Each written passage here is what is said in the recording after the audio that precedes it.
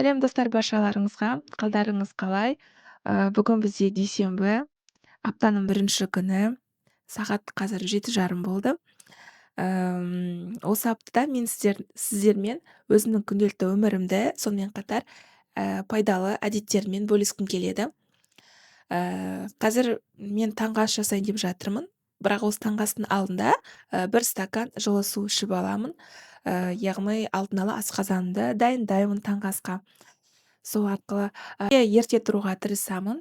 Ол мен түнгі ұйқыма байланысты болады. Егер ерте ұйықтасам, соответственно, ерте тұрамын. 7-7:30 күнделікті уақытымды өзгерткім келіп жатыр. Әр ұйықтан тұрған сайын 10 минутқа ертерек тұруға тырысып жүрмін. Бүгінгі менде таңғы ас өте оңай жасалынады және пайдалы. Бізге керекті қазір сіздерге бөлісетін боламын. Бүгінгі таңғы аста менде осы қияр, помидор, шпинат, авокадо және жұмыртқа. Мен қазір осы сүт пен жұмыртқаны араластырамын және омлет жасайтын боламын. Өте оңай. Сүт именно осы қырғыз сүтін алатын боламын. Бұлар өте табиғи келеді және уақыт мерзімдері де тез аяқталады, сондықтан бұлар табиғи болып саналады. Өзіме де ұнайды. Қазір енді 2 жұмыртқамен сүтті араластырып, бірінші омлет жасап алатын боламын.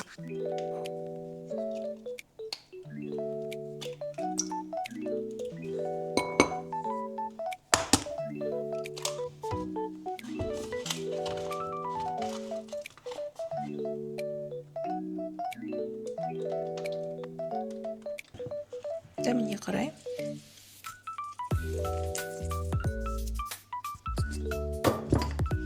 Енді барлығын араластырамын.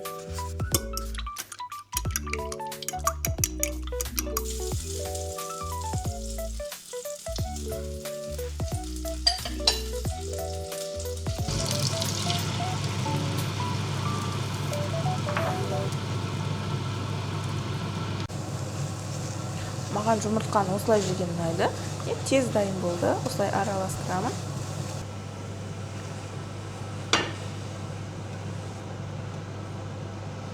Бүгінгі менің таңғы асым өте қарапайым, әрі тез жасалынады, әрі пайдалы. Ас болсын маған.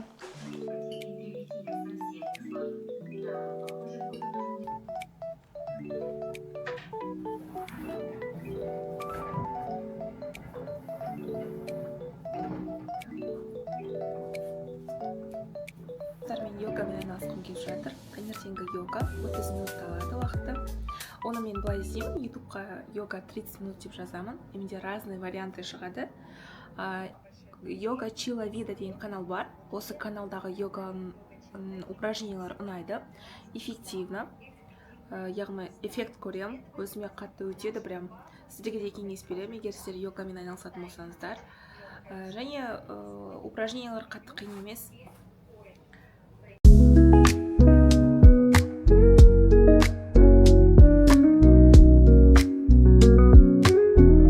Кукаға өзінің ләләсін алып шықты качеляда, оны ұйықтатып жатыр. Өзінің коляскасымен, мен Аминаның великін алдым, ол өзінің ләләсін коляскасын алып сүйреп жүр. Амина, абайла!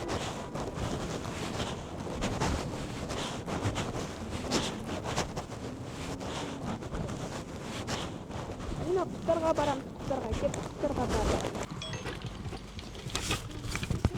Бұл жаққа да бір жақсы жер осындай песочница бар. Амина осындай шелектерін, тұрма, потом сита сияқтысы бар, соны алып келем.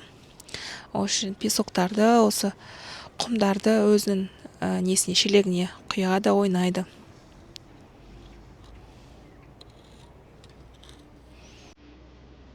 Жасыл түс қайсы? Дұрыс, қайсы сары түс?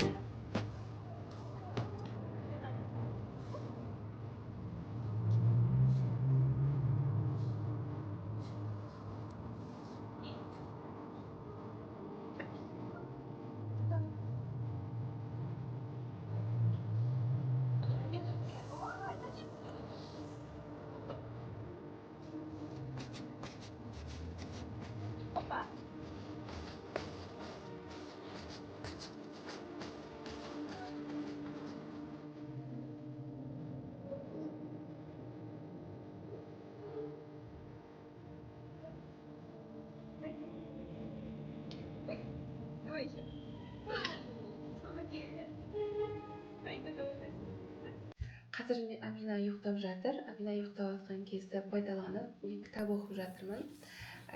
Пайғамбарымыздың өмірбаяны жайлы жазылған «Адамзаттың асыл тәжі» кітабын кім оқыды, комментарийға жаза кетіңіздер өз ойларыңызды. Жалпы бұл кітапты мен осыдан 1 жыл бұрын алған болатынмын. Ол кезде басын бастап оқыдым, бірақ соны аяқтай алмадым. Қазір соны жалғастырып оқып жатырмын. Өте керемет кітап. Пайғамбардың өмірге келгені жайлы, пайғамбар болғанға дейінгі оқиғалар жайлы, әртүрлі қызықты оқиғалар барлығы жазылған. Сондықтан оқуға кеңес беремін. Мантыға мен тыква, яғни асқабақ қостым. Асқабақпен ет, фарш, пияз, құйрық май. Қазір енді дәміне қарай тұз қосамын және бұрыш қосатын боламын. Қамырын алдын ала илеп қойдым. Қазір уже қамырымыз дайын. Енді тек жаю ғана қалды. Жайып, қамырсы менде каналымда бар негізі. Бірақ қазір экранға составына не қосу керектігін көрсетіп қоямын. Ең бастысы сұйық май немесе оливковое масло қосуды ұмытпаңыздар. Дәміне қарай бұрыш қосамын, және барлығын жақсылап араластырамын.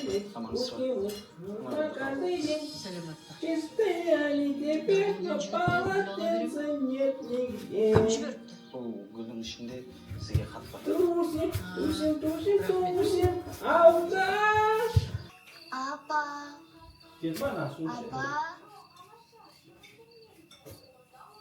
Курить, ищи, потом поем. Хорошо? Давай. Да, суп ищи, потом қойсам. Достар, менде мына мантылар қалып қалды. Енді бұл мантыларды мен осылай пищевая пленкаға досканы орап қойдым. Осының үстіне мантыны қойып, морозильникке салып қоямын. Керек уақытында мантыны мантоваркада пісіре саламын. Және манты көріп отырып, әрдайым осы күлпашты көріп отырам. Жаңа серияларын өте қызықты, көңілді, мен сияқтылар бар ма? Вот осылай пищевая пленканы үстіне қойса, когда бұлар қатады, қатқаннан кейін алған кезде оңай алынады. Және менде бұл 2-3 рет осылай істедім. Мантылар. Достар, баршаларыңызға. Мен қазір таңғы уақытта жүгіруге бара жатырмын. Речканың бойында. Сол қазір жүгіруге бара жатырмын. Ойлап отырмын, бір күн жүгіремін, а бір күн таңғы йогамен айналысам. По очереди. Таңғы уақытта жүгіргенде мен денем ғана емес, ойым да жеңілдеп қалады. Жалпы жүгірген кезде жүгіруді, күнделікті осылай жеңіл жүгіруді мен прям ритуалға айналдырып жүрмін. Өйткені прям жүгірген кезде как будто бір ойыңа жаңа идеялар келеді. Өзімді прям жақсы сезінемін. Сондықтан сіздерге тоже кеңес беремін. Бүгін бізде речканың күйі осындай. Жалпы речкаға уже почти осы 1 жыл болып скоро су келмегеніне. Жөндеу жұмыстары жүргізіп жатыр. Қазір бәрін қазып тастаған, только осы адам жүретін жол ғана бар. Осыған қарамастан жүгіріп жүрмін. Негізі мен бар ғой, ойыма қандай бір идея келеді, немесе бір ой, жалпы жұмыс өзіме ойлаймын, осыны істеу керекпін депші. Соны істемегенше прям андай жүрегім тыныштық таппайды. Жүрек тыныштық таппайды, да. Үйде де сондай. Ол бір жағынан жақсы, бір жағынан жаман деп ойлаймын, потому что, например, мен қазір үйде Аминамен бірге жүрем ғой енді, декреттегі мама, күнделікті жұмыс сондай. И үйде жүрген кезде, мысалы сен жұмысқа барып келген кездері үйді аптасына 1 рет жинап қоясың. И сол жеткілікті болады, да? А когда сен үйде болған кезде, как будто жеткіліксіз прям мына жерді қазір сүрту керек деймін. Егер соны сүртпесем, өзімді бір жаман сезініп жүремін. Мен сияқтылар бар ма екен сондай? Например, бүгін үйді жинау керек деймін, и сол уақытта жинамай, тағы басқа бірдеңе шаруалар шығып қалады, басқа жаққа кетіп қаламын. А потом өзімді кінәлі сезінбеймін, просто бір ішіме бір қызық ощущение болады, да? А когда егер соны орындасам, өзімді күшті сезінемін. Қызық сондай. Мына стройка болып жатыр. Біздің үй жақтың қасына үй салып жатыр. Бүгінгі күндеріңізге сәттілік. Мен таңғы ас жасайын деп жатырмын. Таңғы асқа бізге осындай лаваш қажет болады.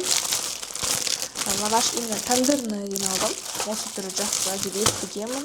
Қазір енді соны тексеріп көреміз. Қазір сіздерге бір оңай, әрі жеңіл, дәмді болып шығатын рецепт көрсететін боламын. Вот как раз осындай екен. Жұқа. Вот осындай болып көрінеді. Лаваш. Қазір бірінші бір лавашқа істеп көремін. Ұнаса қалған бәрін істеймін.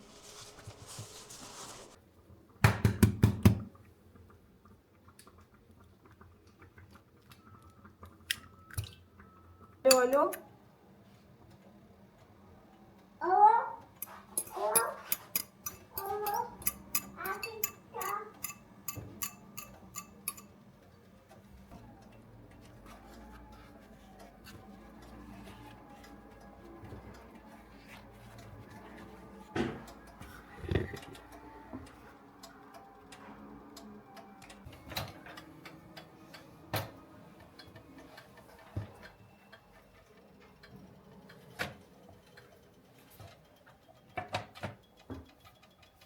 Бүгінгі біздің таңғы ас.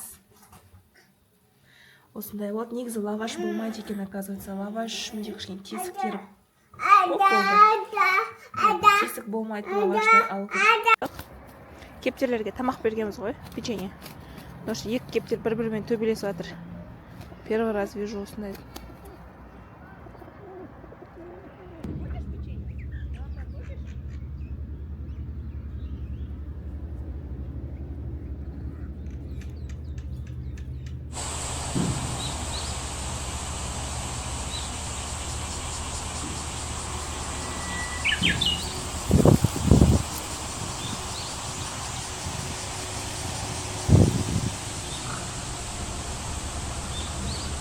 Жақсы көресің ба? Қалай жақсы көресің гранатты? Деп сүйесің ба? Аminaға жақсы көру – это сүйу. Бетінен сүйу кез келген затын, даже фрукты болса да.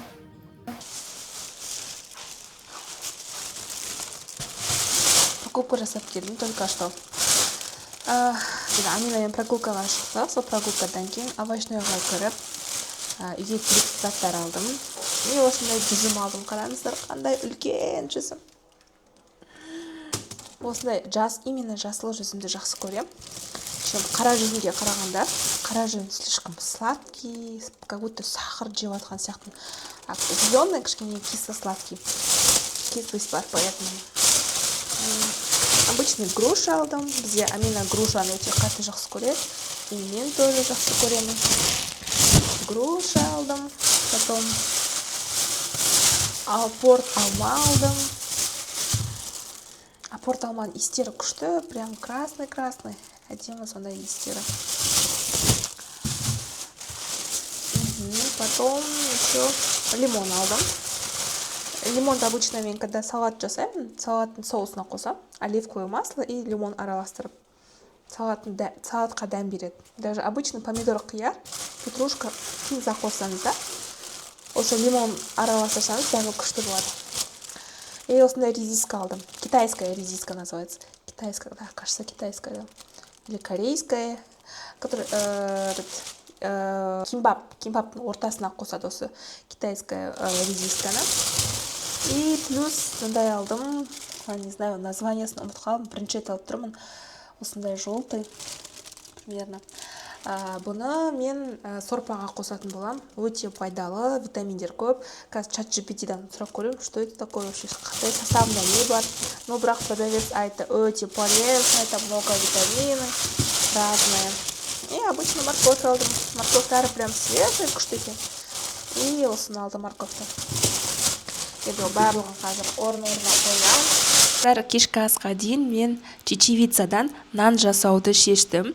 Жалпы чечевицаны мен кеше 400 граммдай суға салып қойғам. Түнімен тұрды.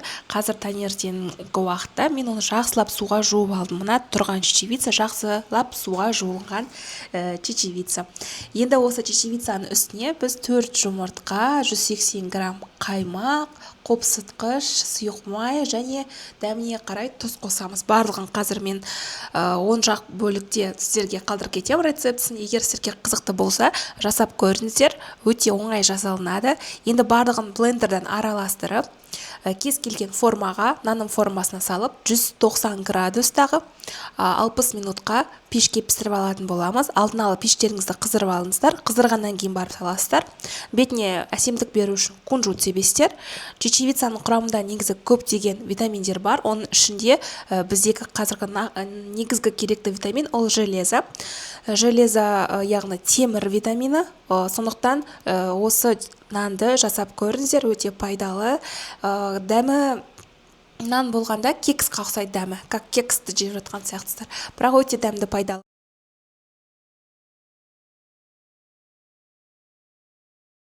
Сәлем достар, баршаларыңызға, қалдарыңыз қалай? Біз Амина екеуміз, как всегда, таңертеңгі прогулкаға шықтық. Амина, олай жүрме, Амина. Машинаны жақсы көреді. Амина, осы машинаға акварельге келсек, осы машинада ойнайды всегда. Амина, көк түс, қайсы көк түс? Қайсы көк түс? Көк. Ай, қайда бұрып жатсың, балапан? Амина. Бүгінгі күн әдеттегідей таңертеңгі уақыт таңғы ас, прогулка, обед солай өтті. Енді қазір Амина ұйықтап жатқан кезде мен үйді тазалап алдым. Негізі полын жуып, шаңын сүртіп, пылесостап. Енді я хочу этот кухонный гарнитурын іші сыртын жуғым келіп тұр. Өйткені беспорядок болып кетті. Осы шкафтардың іштерін қазір реттеймін. Барлығы өз орнына қойғым келіп тұр. Мына жерде бізде сушилка. Мына жерде тоже реттеймін, сүртемін. Потом ең соңғы, если үлгерсем, холодильникке барамын. Ал маған сәттілік, достар. Ал сіздерге егер осы видео ұнаса, соңына дейін қараңыздар. Мен процесті көрсететін боламын.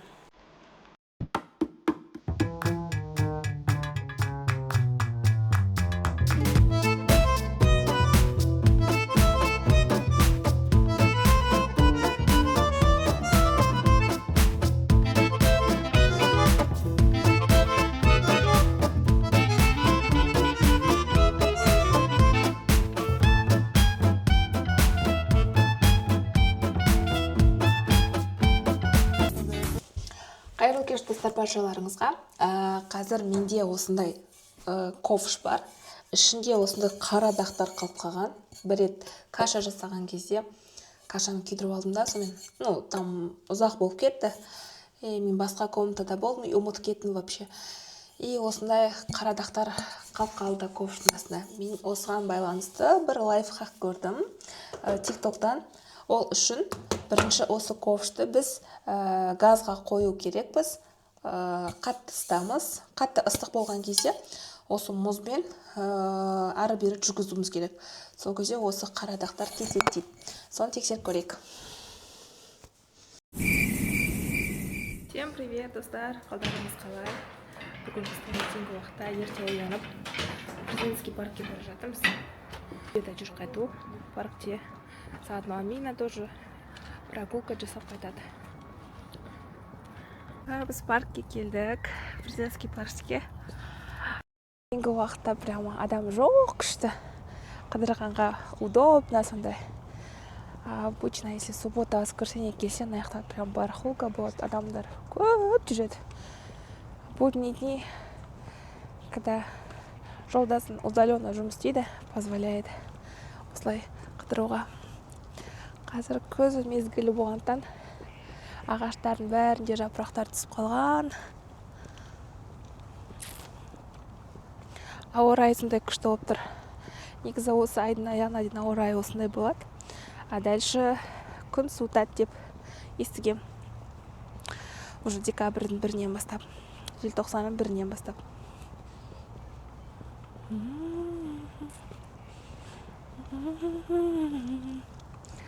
Мен еще үйде желінбей тұрған бір орех болған, ескі болып кетті уже. Соларды алып алдым. Қазір, если вдруг жолдан белка көрсек, соларға береміз. На мен тоже құс кетіп бара жатыр, ана жақта. Құйрығы ұзын құс.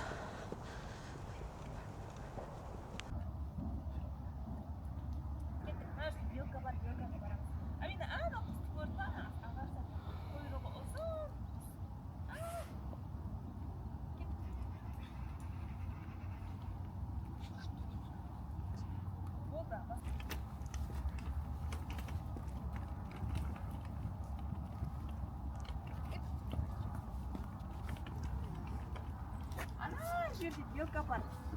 Там слон бар, слон.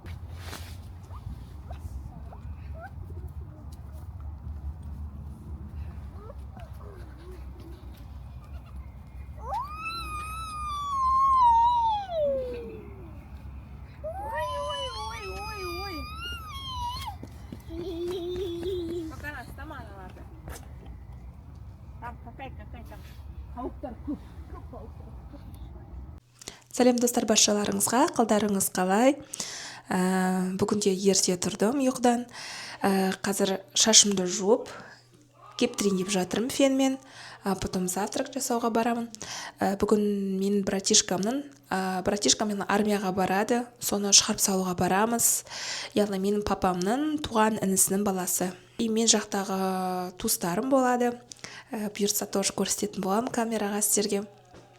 Ал қазір шашымды жуып алдым. Енді кептіретін боламын.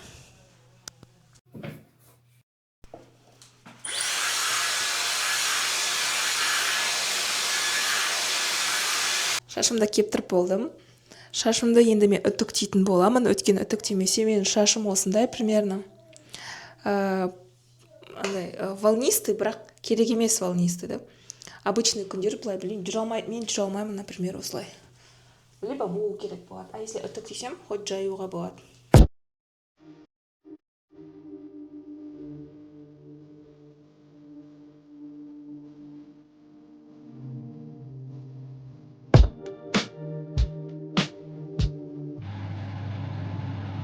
Хорошо, всегда делаю. Қант қосқан жоқпын. Қанттан орнына осындай суға фрукт қостым, чтобы сладкий болу үшін. Мына жақта бізде жұмыртқа пісіп жатыр. Ойбай. Мына жақта бізде асқабақ пісіп жатыр, және жұмыртқамыз да бар. Қазір осы кашаны Аминаға құйып беремін. Бүгінгі бізде таңғы асымызда авокадо және пісірілген жұмыртқа. Әрі іші өте жақсы шықты авокадо, қараймаған, жұмсақ. Енді осы екеуін жақсылап араластырамыз. Яғни езуге болады.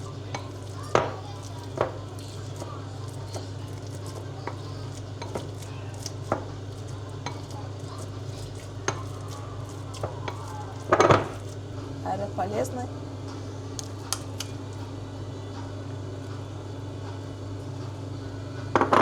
Менде бүгінгі таңғы асым овсяная каша, піскен асқабақ және авокадо мен жұмыртқа аралас нан. Сестраммен үйіне бара жатырмыз. Примерно осы райондарда тұрады. Өте әдемі район.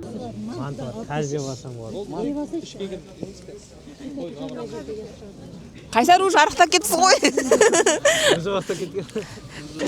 Қанша адам ішінде? Ой, біраз бар, біраз нәрсе бар. 150 бала?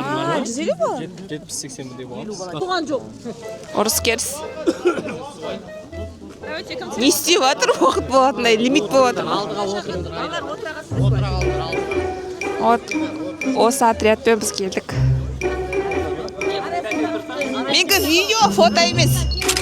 Достарыңызға сәлем достар. Бүгін біз ауылға келдік. Ақшиде. Таңертеңгі бізде көрініс. Осылай қойларға қарап жатырмыз. Амина қойларға қарап.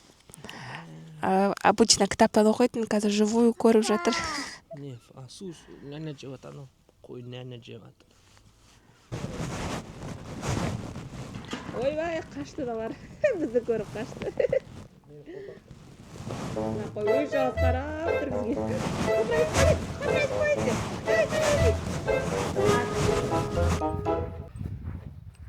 Раньше осы жерде ешеңке болмаған. Қазір келе жатырмыз, бұл жерде площадка, детская площадка жасап қойыпты. Осынау көше Мұратбаев деп аталады көшесі. Мына жақта менің подругам тұратын Қарлығаш. Амина Дәулет. Қазір Амина мына жаққа кішкене ойнатуға келе жатырмыз.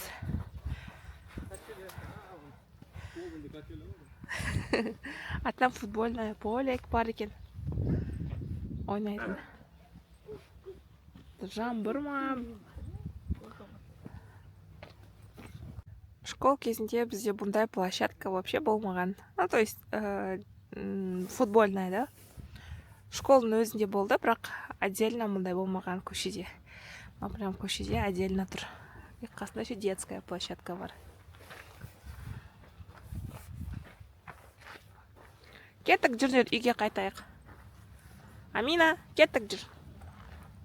Үйге қайтамыз. Тағы да ағамыздың үйіне келдік ауылда.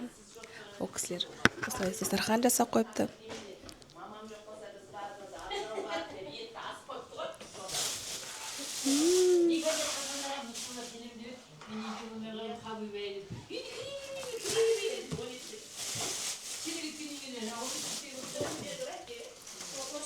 Айгерім деген сестренкам бухгалтер болып жұмыс істейді. Тоже Айгерімнің үйіне келдік. Сестренкасы Анар. Анар қарасай ашпай кетсе. Ай, сезім. Что ты делаешь? Не трогай, на қыз. Мына жақта не істеп жатыр? Торт алғысы. Амина, тиіспе болмайды. Гранатты үйде ғана жедің ғой? Екінші стол. Тоже. Аконай қарақ қоясың ғой. Чұқлап бірдеңелер жеп жүрмесін. Мөлдір.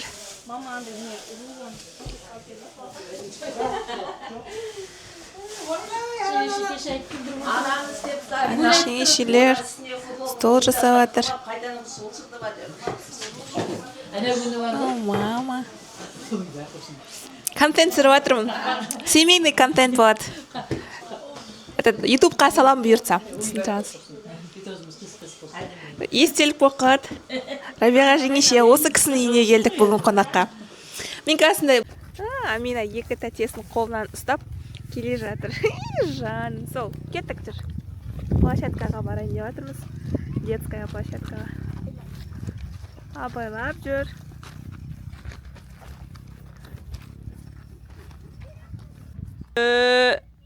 Анан қарап, мө десең қарайды Амина. Мө.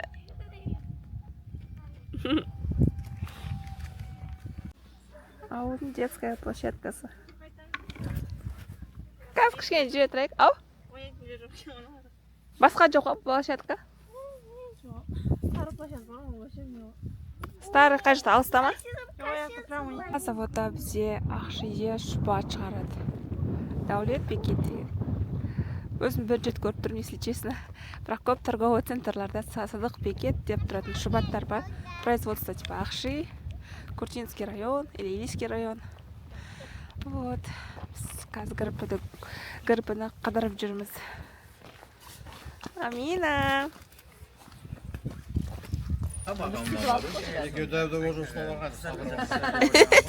Көріп атсыздар ма? Қамыр кесіп әкесін тағы да. Азамат қойын. Назым, сен жер қамыр пісіріп келейін ба? Жетеу болды. Жетті тауық болып кетті. Қамыр жайын. Біз енді Алматыға шығып бара жатырмыз. Қазір шұбат алуға келдік. Шұбатымызды 10 литрі шұбат алайын деп жатырмыз. Осы Ақшиде біздің тұрған жерімізде көршілеріміз болатын. Олар көп түйелері бар, и олар шұбат сатады. И шұбаттар бізге өте қатты ұнайды. Соны сразу бірден 10 литрін алып бара жатырмыз. Мен туған сестренкам, есімі Айғаным. Егер біз екеуміз ұқсасақ, комментария қалдырып кетіңіздер. Ұқсаймыз ба? Әлібек пен Дана. Іштері пісті қойды ма? Екеуі кетіп барды. Әдейі қыдырып. Аква терезеңдерші? Не болды, Ақшиде демал таза жүріскесін басы келмейді. Рахаттанып келетір.